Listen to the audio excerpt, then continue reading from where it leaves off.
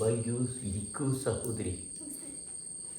എന്തൊക്കെയുണ്ട് പിന്നെ വിശേഷങ്ങൾ? നല്ല വിശേഷം. കുറച്ച് നാളുകളായല്ല അല്ലേ? അതെ അതെ അതെ അതെ. എങ്ങനെയുണ്ട് ഇവിടെ വന്നിപ്പം? എത്ര നാളായി വന്നിട്ടിപ്പം? ഞാൻ ഒരു വർഷത്തിൽ കൂടുതലായി. ഒരു വർഷത്തിൽ കൂടുതലായി.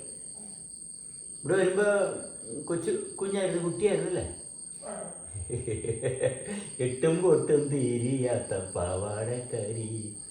ആ ഇപ്പം എങ്ങനെയുണ്ട് ഇവിടെ വന്നിപ്പോൾ? ഒരു വർഷം കൂടുതലായി. ഒരു വർഷവും 3-4 മാസമായി. മുൻപും പിൻപും ഈ ചിലവർ ബിഫോർ ആഫ്റ്റർ തല കഷണ്ടി പിന്നെ മുടി വെച്ചതിന് ശേഷം എന്താണ് ശരിക്കും ഇങ്ങനെ ഇറങ്ങിത്തിരിച്ചതിൻ്റെ പിന്നിലുള്ള ചേതോ വികാരം എന്തായിരുന്നു? ഇത്രയും കാലത്തിനുള്ളിൽ ആ വികാരത്തെ ഒന്നും കൂടി എടുത്ത് ഒന്ന് പരിശോധിക്കാനായിട്ടുള്ള ഭാഗം വരുമ്പോൾ എന്തായിരിക്കും, എങ്ങനെയിരിക്കും? നേരത്തെ പരിശോധിച്ചതിൽ നിന്ന് വ്യത്യസ്തമായിട്ട് ആണോ ഇപ്പോഴും ഇങ്ങനെ ഇറങ്ങിത്തിരിക്കാനുള്ള ജോലികളഞ്ഞ്? ശരിക്കും ഈ ഒരു ചോദ്യത്തിനുള്ള ഉത്തരങ്ങൾ എനിക്ക് ഇവിടെ ജീവിക്കുമ്പോൾ ഇങ്ങനെ കിട്ടിക്കൊണ്ടിരിക്കുകയാണ്.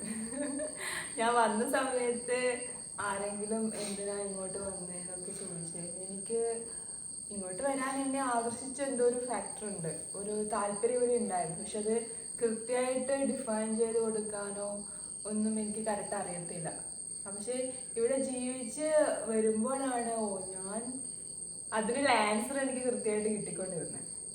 ജീവിച്ചോണ്ടിരിക്കുമ്പോ ഇങ്ങനെ ആൻസർ ഇങ്ങനെ തെളിഞ്ഞു വന്നോണ്ടിരിക്കുന്ന പോലെ.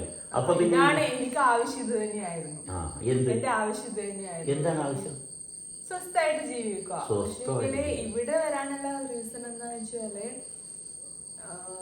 ഞാനിപ്പോ മുൻപ് ഒരു വീഡിയോ ചെയ്തിട്ടുണ്ട് അതിനെ പറ്റി. അതായത് നമ്മളുടെ വളർത്തി വന്നതും നമ്മളെ പഠിപ്പിച്ചതും ഒക്കെ പുറത്തുള്ള കാര്യങ്ങൾ ആരാധിക്കാനും പുറത്തുള്ള കാര്യങ്ങൾ നമ്മൾ നേടിയെടുക്കാനൊക്കെയാണ്. അതാണ്. അതായത് നമ്മളൊരു വീട് കാണുമ്പം ഒരാൾ നമ്മളോട് പറയാണ്, കണ്ട ആ വീട് നോക്ക്, എന്ത് ഭംഗിയാ ആ വീട് കാണാം, അതേപോലത്തെ ഒരു വീട് നീ കഷ്ടപ്പെട്ട് ജോലി ചെയ്ത് സമ്പാദിച്ചിട്ടുണ്ടാക്കണം. അതായത് എന്നേക്കാൾ ഇമ്പോർട്ടൻ്റ് ആ വീടാണെന്നാണ് അവരെന്നെ പഠിപ്പിക്കുന്നത്. പകരം ഒരാൾ പോലും എന്നോട് പറഞ്ഞിട്ടില്ല ആ വീടല്ല, നീയാണ്, അത് കാണുന്ന നീയാണ് ഏറ്റവും വലുത്, നിനക്കാണ്, നീയാണ്. ആ വീടിനെ കാണുന്നത് ആരാണോ ഞാനാണ് പ്രധാനം. എന്തിനേക്കാൾ? ആ വീടിനേക്കാൾ. അതെന്തുകൊണ്ട്? അതുകൊണ്ടാണല്ലോ എനിക്കത് കാണാൻ പറ്റും. അതുകൊണ്ടാണ് ഞാനുള്ളത് കൊണ്ടാണല്ലോ എനിക്ക് ആ വീടും നാടും ഒക്കെ കാണാൻ പറ്റും. ആ വീടുള്ളത് കൊണ്ടല്ലോ. ഞാനുള്ളത് കൊണ്ടാണ് ഈ വീട് കാണുന്നത്. അതെ അതെ അതെ. ആ ഞാനുള്ളതിന് പ്രാധാന്യം കൊടുക്കുന്ന കാര്യത്തിലാണ് ഇവിടെ വന്നപ്പോഴുള്ള വ്യത്യാസം അല്ലേ? അങ്ങനെ ഒരാള് അങ്ങനെ പറഞ്ഞു കേട്ടത് ഈ വ്യക്തി പറഞ്ഞത് ഞാൻ കേട്ടു. അപ്പൊ കൊള്ളാലോ. അതൊരു വല്ലാത്തൊരു ട്രാപ്പായിട്ടല്ലേ? ഒരു ഒന്നൊന്നര ട്രാപ്പായിരുന്നു.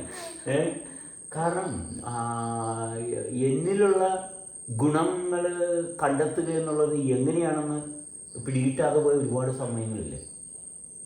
ഇവിടെ വന്ന് വെറുതെ അന്ധമായി ഞാൻ വെറും ഒരു വിഡ്ഢിത്തരം ചെയ്തു പോയി. എൻ്റെ മാതാപിതാക്കളും നാട്ടുകാരും ഒക്കെ പറയുന്ന പോലെയൊക്കെ പോയാൽ പോരായിരുന്നോ എന്ന് ഇത്ര പ്രാവശ്യം മനസ്സിൽ കൂടി വന്നിട്ടുണ്ടാവും. കാരണം അത്രയും സ്ട്രോങ് ആയിട്ട് കുറെ കാര്യങ്ങൾ നമ്മളുടെ ഉള്ളിൽ കിടക്കുന്നുണ്ട്. ജീവിതം എന്ന് പറഞ്ഞു കഴിഞ്ഞാൽ ഇങ്ങനെയാണ്, നമ്മൾ ഇങ്ങനെയാണ് ജീവിക്കേണ്ടത്, നമ്മൾ പല പല കാര്യങ്ങൾ ചെയ്യണം, വെറുതെ ഇരിക്കാൻ പാടില്ല. ഇന്നൊക്കെ എനിക്ക് പിന്നെ ഫീൽ ചെയ്ത കാര്യമാണ്. ഇന്ന് നമ്മൾ വെറുതെ ഇരിക്കുവാണ് ഇവിടെ. അതായത് ഒന്നും ചെയ്യുന്നില്ല, ഭക്ഷണം കഴിക്കുമ്പോൾ ഭക്ഷണം കഴിക്കുന്നുണ്ട്, നിലനിർത്തേണ്ടതുകൊണ്ട് ഭക്ഷണം കഴിക്കുന്നുണ്ട്, വെള്ളം കുടിക്കുന്നുണ്ട്, അങ്ങനെ ബേസിക്കായിട്ടുള്ള കാര്യങ്ങൾ ചെയ്യുന്നുണ്ടെന്നല്ലാതെ വേറെ ഒന്നും ചെയ്യുന്നില്ല. ബാക്കിയുള്ള കുറേ സമയം നമ്മൾ വെറുതെ ഇരിപ്പാണ്.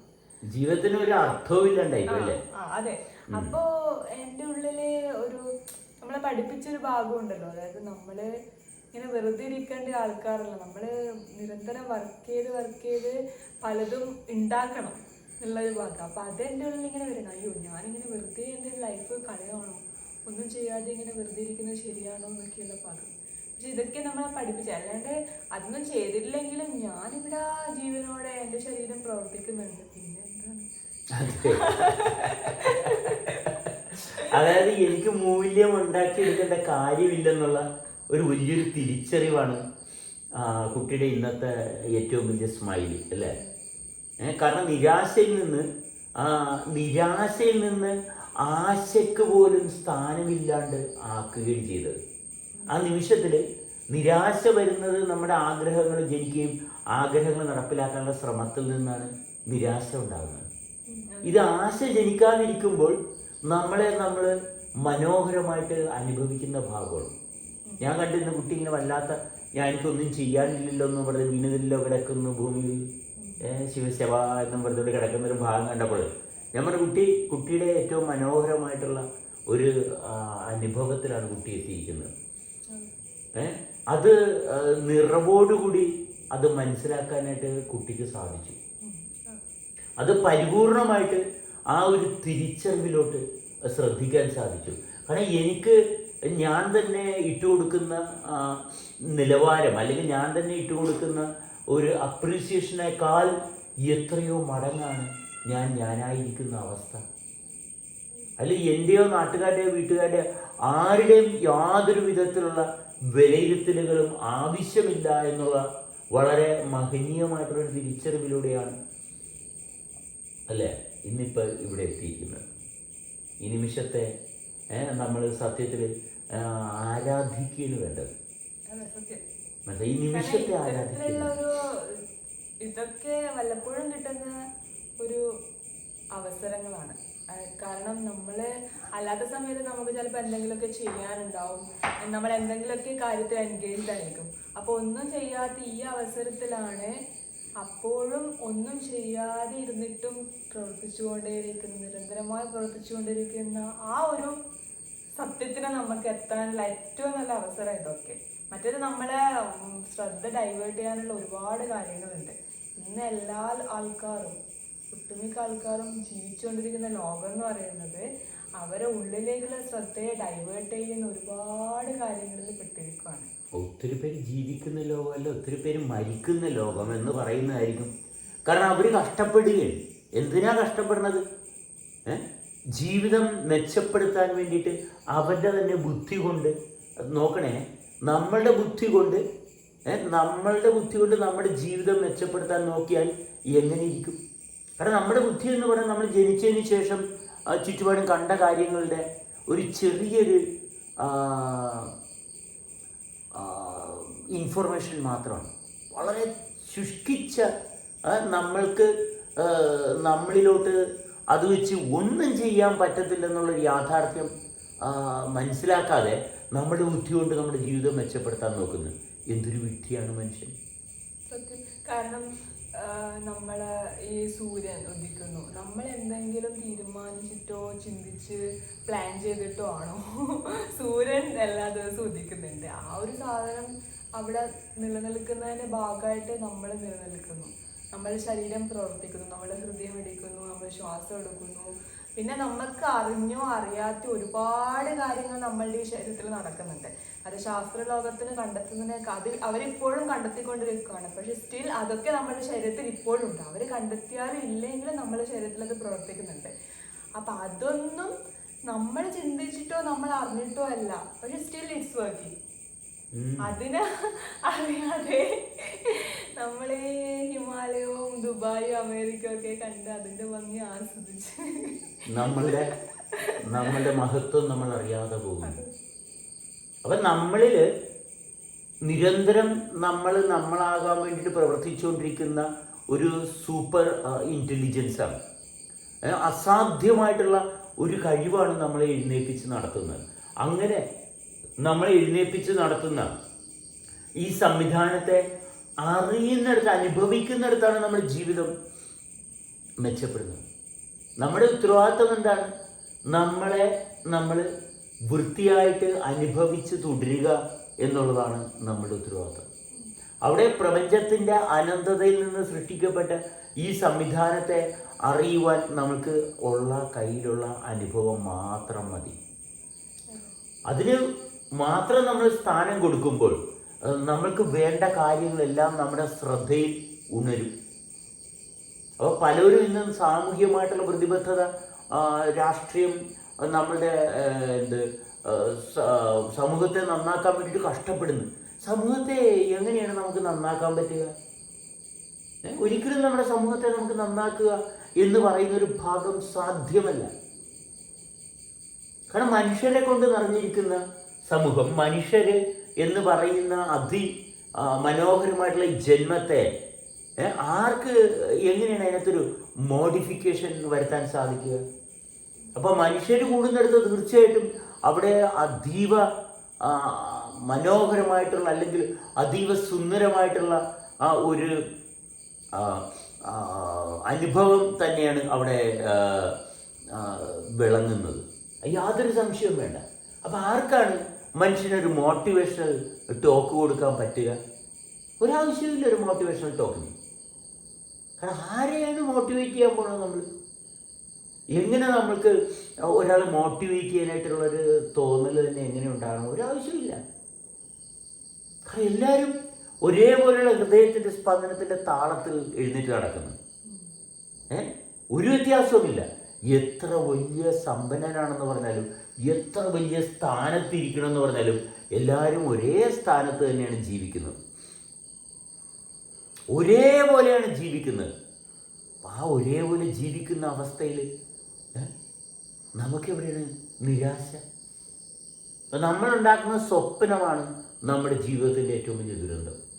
നമ്മുടെ സ്വപ്നത്തിൻ്റെ അടിമകളായിട്ട് നമ്മൾ മാറുകയാണ്. അപ്പം ജീവിതത്തിൽ എല്ലാം നഷ്ടപ്പെട്ട് എന്നെക്കൊണ്ട് യാതൊരു ഗുണവുമില്ലെന്ന് തോന്നുമ്പോൾ ശ്രദ്ധിക്കുക. ഞാൻ ഇനി നിരാശയിലാണ്, ആത്മഹത്യയുടെ വക്കിലാണെന്ന് തോന്നുന്നുണ്ടെങ്കിൽ ശ്രദ്ധിക്കുക. ശരീരത്തിൻ്റെ പ്രവർത്തനത്തിൻ്റെ മികവ്, ഒന്ന് ശ്രദ്ധിക്കാനുള്ള ഏറ്റവും വലിയ അവസരമാണ് ആത്മഹത്യയുടെ വക്കിലെത്തിയിരിക്കുന്ന വ്യക്തികൾക്ക്. അവരുടെ വാക്കുകളെല്ലാം നഷ്ടപ്പെട്ടു, പക്ഷെ അപ്പോഴും ജീവന്റെ തുടിപ്പ്. ആരാലും ഈ ലോകത്തുള്ള ഒരു മനുഷ്യനും നിർമ്മിച്ചു തരാൻ പറ്റാത്ത ഈ സംവിധാനത്തെ എന്തിൻ്റെ പേരിലാണ് ആത്മഹത്യ ചെയ്ത് കളയുന്നത്? അവർക്കെല്ലാം നഷ്ടപ്പെട്ടു, എല്ലാം നശിച്ചുപോയി എന്നുള്ളത് അവരുടെ ജസ്റ്റ് ഒരു ഫാന്റസി വേൾഡിൽ നടന്നൊരു കാര്യം മാത്രമാണ്. റിയാലിറ്റി എന്ന് പറയുന്നത് അവരിപ്പോഴും ജീവനോടെ ഉണ്ട്. ഈ പ്രപഞ്ചത്തിന്റെ ആ ഒരു അർഹത അവരിപ്പോഴും അർഹിക്കുന്നുണ്ട്, അവർക്ക് കിട്ടുന്നുണ്ട്. അതുകൊണ്ടാണല്ലോ അവരിപ്പോഴും ജീവനോടെ ഇരിക്കുന്നത്.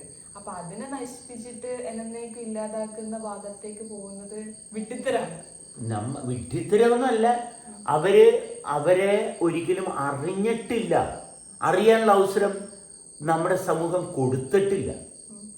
നമ്മുടെ സമൂഹം വ്യക്തിയുടെ ചില പ്രവർത്തനങ്ങളെ മാത്രമാണ് സ്ഥാനം കൊടുക്കുന്നത്. വ്യക്തിയുടെ പ്രവർത്തനത്തിന് മാത്രമാണ്. അതിൽ വ്യക്തി ജീവിക്കുന്ന ഭാഗം ഇത്രയും മനോഹരമായിട്ട് പ്രപഞ്ചത്തിൻ്റെ അനന്തതയിൽ നിന്ന് സൃഷ്ടിക്കപ്പെട്ട ഈ സവിശേഷത അനുഭവിക്കാൻ സാധിക്കുന്നതാണ് ജീവിതം എന്നുള്ള ഒരു തിരിച്ചറിവ് നമ്മുടെ സമൂഹത്തിൽ എങ്ങും കാണാനില്ല, എങ്ങുമില്ല. അതുകൊണ്ട് കുട്ടികൾ അവർ വളർന്നു വരുമ്പോൾ തന്നെ അവർ മറ്റുള്ളവരെക്കാൾ സ്മാർട്ടാകാൻ നോക്കുന്നു.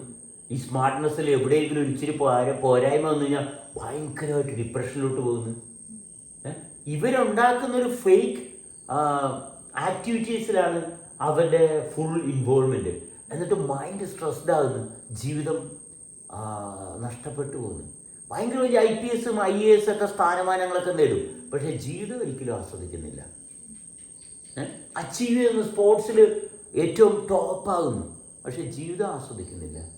അറിയുന്നില്ല ജീവിതം എന്ന് പറയുന്നത് മറ്റുള്ളവരുടെ ബലഹീനതയുടെ ഭാഗത്ത് മുൻപന്തിയിലെത്തുന്നതല്ല. മറ്റുള്ളവരുടെ ബലഹീനതയുടെ മുമ്പിലാണ് നമ്മൾ ഒന്നാമനാകുന്നത്. നമുക്ക് ഒന്നാമനാകേണ്ട ആവശ്യമില്ല. കാരണം ഇങ്ങനെ ഓരോ കാര്യങ്ങൾ അച്ചീവ് ചെയ്യുന്ന ഓരോരുത്തരും ജസ്റ്റ് ഒന്ന് ചിന്തിച്ചു നോക്കിയാൽ മതി. അവരൊരുപാട് കഠിന പ്രേരണ അനുഭവിച്ചിട്ട് എത്തിച്ചേർന്നതായിരിക്കും ചില ലക്ഷ്യങ്ങളൊക്കെ. പക്ഷെ അവിടെ കിട്ടിയ ആ ഒരു സന്തോഷം അവിടെ നിന്ന് തൊട്ടിട്ടുള്ള പിന്നെ അവരുടെ ലൈഫിൽ എത്രത്തോളം അത് നിലനിർത്തി കൊണ്ടുപോകാൻ നിങ്ങൾക്ക് പറ്റിയെന്ന്, അത് ജസ്റ്റ് ഒരു മെമ്മറി ആയിട്ട് പിന്നെ അത് നിൽക്കുവാണ്. അല്ലാതെ ജീവിതത്തിന്റെ ഓരോ നിമിഷവും നിങ്ങൾ ആ കിട്ടിയ അഭിമാന മുഹൂർത്തം ഓർത്ത് നിങ്ങൾ സന്തോഷിച്ച് നിങ്ങളുടെ ജീവിതത്തിൽ സമാധാനം കണ്ടെത്തി പോകുന്ന എത്ര പേരുണ്ടാവും? അതൊക്കെ വെറും താൽക്കാലികമായിട്ടുള്ള വളരെ താൽക്കാലികമായിട്ടുള്ള മനസ്സിന്റെ സ്വപ്നം മാത്രം. അതെ അതെ, മനസ്സിന്റെ സ്വപ്നമാണ്. അതെ, സ്വപ്നം മാത്രമാണ്. ആ സ്വപ്നത്തിനെ പിന്നെയും കൂട്ടാൻ വേണ്ടിയിട്ട് ഉള്ളൊരു പ്രചോദനം, അത്ര മാത്രമേ ഉള്ളൂ. അതെ അതെ, സ്വപ്നം കണ്ട് മരിച്ചു പോവുകയാണ്. നമ്മൾ അനുഭവത്തിന് സ്ഥാനം കൊടുക്കുമ്പോൾ ശരീരത്തിന്റെ ആന്തരിക പ്രവർത്തനത്തിന്റെ സവിശേഷതയാണ് നമ്മുടെ ജീവിതം മുന്നോട്ട് കൊണ്ടുപോകാനായിട്ട് ഇടയാക്കുന്നത്. ഹൃദയത്തിന്റെ സ്പന്ദനത്തിന്റെ താളം ഇത് അനുഭവിക്കുമ്പോൾ ഇത് നിറഞ്ഞു നിൽക്കുമ്പോൾ ഇപ്പം ഈ 26 വയസ്സല്ലേ, ആ 26 വയസ്സുള്ള ഈ പെൺകുട്ടി, ഇവക്ക് പലരും ചോദിക്കും കല്യാണം കഴിച്ചൊക്കെ ഒരു കുട്ടിയെ കൊണ്ടാക്കി നന്നായിട്ട് ജീവിച്ചാൽ പോരെ എന്ന് പലരും ചോദിക്കുമ്പോൾ ഇവള് ജീവിക്കുന്ന ഭാഗം ആരും അവിടെ കാണുന്നില്ല. കല്യാണം കഴിക്കുക, ഒരു കുട്ടിയെ പ്രസവിക്കുക, വളർത്തുക, വീണ്ടും ഈ കുട്ടികൾ അവർക്കുണ്ടാകുന്ന കുട്ടികൾ വീണ്ടും ഇതുപോലെ കല്യാണം കഴിച്ച് ഒരു പ്രത്യുൽപാദനശാലയുടെ തുടർച്ചയായിട്ട് ഉള്ള ഒരു സാമൂഹിക പ്രതിബദ്ധതയുടെ ഒരു വിക്റ്റിമാകുന്ന ഭാഗത്തോട്ടാണ് എല്ലാവരും കൊണ്ടുപോകുന്നത്. എന്താണ് ഇതിൻ്റെ കാരണം? എന്താണ്? കാരണം നമ്മളിലുള്ള സവിശേഷത ഉണർത്തിക്കൊണ്ടുവരുന്ന ഒരു ഭാഗം പല വിശ്വാസ പ്രമാണങ്ങളുടെയും തീവ്രത കാരണം നമ്മുടെ ശ്രദ്ധയിൽ നിന്ന് നഷ്ടപ്പെട്ടു പോയി. പാരമ്പര്യമായിട്ട് നമ്മളുടെ സമൂഹം ചെയ്തു പോരുന്ന ചില കാര്യങ്ങൾ ചെയ്യിപ്പിക്കുന്നതിനകത്താണ് എല്ലാവരുടെയും താല്പര്യം. മാതാപിതാക്കളാണെങ്കിൽ അവരുടെ താല്പര്യം എന്താ? എൻ്റെ മകളെ കെട്ടിച്ചു വിട്ട് എൻ്റെ ഉത്തരവാദിത്തം കഴിഞ്ഞു. സത്യത്തിൽ അവരുടെ ഒരു ഭയമാണ്. ഒരു പെൺകുട്ടി ഉണ്ടെങ്കിൽ അവരുടെ ഭയമാണ് ഇവളുടെ എനിക്ക് ചീത്തപ്പേര് കേൾക്കരുത്, നാട്ടുകാരുടെ മുമ്പിൽ ചീത്തപ്പേര് കേൾക്കാതിരിക്കാൻ വേണ്ടിയിട്ട് പെൺമക്കളെ കെട്ടിച്ചു വിട്ട് മാതാപിതാക്കളുടെ താല്പര്യം, അവരുടെ ഭയം, ഇതൊക്കെ ശരിക്കും അവരുടെ ഭയവും താല്പര്യവും അല്ലല്ലോ. പിന്നെ അവരറിയാതെ സമൂഹം അവരിലേക്ക് ഇൻജെക്ട് ചെയ്തിരിക്കുന്ന ഒരു കാര്യം മാത്രമാണ്. എന്നാൽ ഇവരല്ലേ ഭയപ്പെടുന്നത്. ഇവര് ഭയപ്പെടുമ്പോൾ ഇവരുടെ ഭയമായിട്ട് തന്നെ കാണണ്ടേ? ആര് ഇൻജെക്ട് ചെയ്ത് കൊടുത്താലും എൻ്റെ ഉള്ളിൽ ഭയം, നീ കാരണമാണ് എനിക്ക് ഭയമുള്ളത് എന്ന് പറഞ്ഞാൽ ഭയം എൻ്റെ ഉള്ളിലല്ലേ ഉണ്ടായത്. കാരണം നീയാണെന്ന് പറയുന്നത്, നീയാണ് കാരണം ഞാൻ വിഷമിക്കാനെന്ന് പറയുന്നതിനകത്ത് എന്താ അർത്ഥമിരിക്കുന്നു? എന്നിലാണ് വിഷമമെങ്കിൽ ഞാൻ വിഷമിക്കാനുള്ള കാരണം എന്താണ്? നിന്റെ പ്രവൃത്തി കണ്ടിട്ട് നിന്റെ പ്രവൃത്തി ഇങ്ങനെയാണ് പ്രവർത്തിക്കേണ്ടതെന്നുള്ള എൻ്റെ തീരുമാനത്തിനാണ് വിഘാതം വന്നത്, അല്ലേ? അതെ, ആ തീരുമാനം എന്നിൽ എവിടെ നിന്നുണ്ടായി? ആ തീരുമാനം ഉണ്ടായ ഉറവിടത്തിന് പകരം എന്നിലാണ് ഈ തീരുമാനം ഇപ്പൊ നിൽക്കുന്നത്. എൻ്റെ ജീവിതമാണ് തകർന്നു പോകുന്നത്. അല്ലാണ്ട് തീരുമാനം തന്ന ആൾക്കാരെ പഴിച്ചിട്ട് കാര്യമില്ല. കാരണം എന്നിലുള്ള തീരുമാനം അതിൻ്റെ ഉത്തരവാദിത്തം ഞാൻ ഏറ്റെടുക്കണം. എൻ്റെ തീരുമാനം കൊണ്ട് എന്നിൽ എന്തെങ്കിലും ഒരു സവിശേഷത രൂപം കൊണ്ടിട്ടുണ്ടോ? ഒന്നും ഉണ്ടായിട്ടില്ല. പിന്നെ എന്തിനാണ് ഒരു തീരുമാനം എന്നിൽ നടപ്പിലാക്കുന്നത്? എൻ്റെ തീരുമാനത്തിന് വേണ്ടി മറ്റാളെ എന്തിനാണ് ഞാൻ അടിച്ചേൽപ്പിക്കുന്നത്? ഒന്നെൻ്റെ തീരുമാനം എടുക്കാൻ കാരണം എന്താണെന്ന് എനിക്കറിയത്തില്ല. ഇത് വിഡ്ഢിത്തരമാണെന്ന് മനസ്സിലാക്കാൻ ഒരു നിമിഷം മതി. ഇത് തീരുമാനം അവരുടേതല്ല, അത് വേറെ പലതിന്റെയും ഇൻഫ്ലുവൻസ് ആണ് അവരെ തീരുമാനം എടുപ്പിക്കുന്നത്. അവരിലൂടെ അവർ ശരിക്കും ആ തീരുമാനത്തിന്റെ ഒരു വിക്ടിം ആവുകയാണ്. എന്നാലും എൻ്റെ കൊച്ചെ തലയിലൊരു കല്ലെടുത്ത് വെച്ച് നടക്കുന്നതിനകത്ത് എന്താണ്? തലയിലൊരു കല്ല് പിടിച്ച് നടക്കുകയാണ്, ഇതല്ലേ തീരുമാനം? ഈ കല്ല് തലയിലെടുത്ത് മാറ്റിയാൽ ആശ്വാസമല്ലേ? അതെ, എന്റെ കല്ലാണ്, ഞാനെടുത്ത കല്ലാണ്. അതെ, ഇത് എന്റെ കല്ലാണ്, ഞാനെടുത്ത കല്ലാണ്, ഇത് ഞാൻ താഴെ വെക്കത്തില്ല. ഇതാണ് എൻ്റെ തീരുമാനം. എൻ്റെ തീരുമാനത്തെക്കാൾ എത്രയോ മനോഹരമാണ് എൻ്റെ ശരീരം. ഈ കല്ലെടുത്ത് പൊക്കിപ്പിടിക്കാനുള്ള ആരോഗ്യം, ആ ആരോഗ്യത്തെയും ആ കല്ല് പൊക്കിപ്പിടിക്കുന്ന ശരീരത്തെയും നമ്മളൊന്ന് ശ്രദ്ധിച്ചാൽ ഈ കല്ല് താഴെ ഇട്ടിട്ട് നമ്മൾ സ്വതന്ത്രനാവും. ഇത് ഞാൻ കല്ല് പിടിച്ചാലും ഞാൻ ചത്താലും കുഴപ്പമില്ല. ഈ കല്ല് പിടിച്ച് ഇതിന്റെ ഭാരം കൊണ്ടല്ലേ, ഇത് തലയിൽ വീണ് ഞാൻ ചത്താലും കുഴപ്പമില്ല. പക്ഷെ അതുവരെ എന്റെ മരണം വരെ ഞാൻ ഇത് പിടിച്ചു. അതായത് ഞാൻ എന്ന് പറയുന്ന അവസ്ഥയിലാണ് എൻ്റെ മരണം. ഞാൻ ചെയ്ത പ്രവൃത്തി, ഞാൻ കാരണം, എനിക്കുള്ളത്, ഞാൻ കാരണം, എനിക്കുള്ളത് കാരണം, ഞാൻ എന്ന് പറയുന്ന എൻ്റെ സങ്കല്പത്തിൽ ഞാൻ മരണം പെട്ടുപോകുകയാണ്. ഞാനെന്ന് പറഞ്ഞ അവസ്ഥയൊന്ന് എടുത്തു കളഞ്ഞ്, ഞാനെന്ന് പറഞ്ഞ അവസ്ഥ എടുത്തു കളഞ്ഞ് ഈ സംവിധാനം പ്രവർത്തിക്കുന്നു. എനിക്ക് പലതും കാണാം, എനിക്ക് പലതും ഉണ്ട്, എൻ്റേതായിട്ട് പലതും ഉണ്ട്, അതൊക്കെ ഉണ്ടായിക്കോട്ടെ. പക്ഷെ ഞാനുണ്ടാകാനുള്ള കാരണം ഞാൻ എന്ത് ചെയ്തിട്ടാണ്? ഞാനുണ്ടാകാനുള്ള കാരണം എൻ്റെ ഒരു തീരുമാനത്തിൽ നിന്നല്ല, അല്ലേ? ഞാൻ ചിന്തിച്ചിട്ടാണോ ഞാനുണ്ടായതല്ല, ഞാൻ ചിന്തിച്ചിട്ട് ഞാനുണ്ടായതല്ല. അപ്പം എൻ്റെ ചിന്തയ്ക്ക് യാതൊരു പ്രസക്തിയുമില്ല.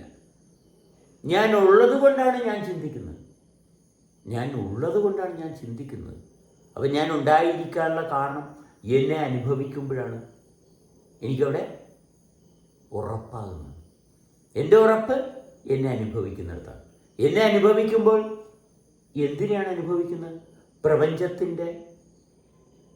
പ്രപഞ്ചത്തിൻ്റെ ഏറ്റവും മനോഹരമായിട്ടുള്ള സൃഷ്ടിയെയാണ് അവിടെ അനുഭവിക്കുന്നത്. അതിനകത്ത് യാതൊരു കാരണവശാലും ആശങ്കപ്പെടാനൊന്നുമില്ല. വളരെ വളരെ പെർഫെക്റ്റാണ്, ഏറ്റവും പെർഫെക്റ്റ് ആയിട്ടുള്ള ഒരവസ്ഥയാണ് അനുഭവിക്കുന്നത്.